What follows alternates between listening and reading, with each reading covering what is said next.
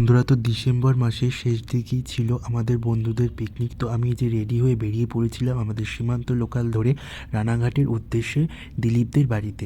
তো দেখো, এই যে বাইরের দৃশ্য দেখতে দেখতে চলে আসলাম কল্যাণীতে। আর কল্যাণীতে একটা মালগাড়ি ছেড়ে দিল, তাই জন্য ট্রেনটা একটু লেট ছিল। তারপরে বন্ধুর বাড়িতে গিয়ে দেখি আর এক বন্ধু মাংস ধুচ্ছে, তারপরে আমাদের বন্ধু মশলাপাতি সব করছে। এদিকে মন কাটাকাটি করতে বসে পড়েছে, আমিও কাটাকাটি করছি মুড়ি মাখবো বলে।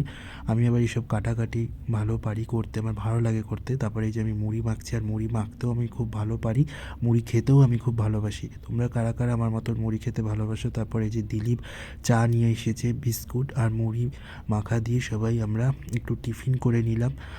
তারপরে এখানে সবাই সবার মতন কাজে আবার লেগে পড়েছি আমরা।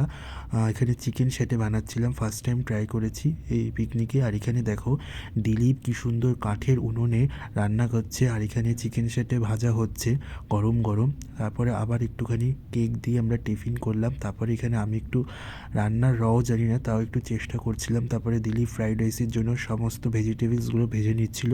তারপরে এখানে রাইসটাও দিয়ে দিয়েছিল একসাথে মিশিয়ে করার জন্য। তারপরে এখানে দেখো রাঁধুনি এখন সার্ভ করবে আমাদের সবাইকে। তারপরে এই যে আমরা বসে পড়েছি খেতে, আর সমস্ত আইটেমও আমাদের হয়ে গেছে। আর কী কী হয়েছে সেটা তোমরা অন্য ভিডিওতে দেখতে পাবে। আর রান্নাবান্নাগুলো দারুণ হয়েছিল, বিশেষ করে চিকেনটা। আমি তো ফ্রাইড রাইস আর চিকেন এত খেয়েছি যে আমি উঠতে পারছিলাম না। এই যে আমরা সবাই মিলে বসেছি, আরও অনেকে ছিল পরে বসেছে।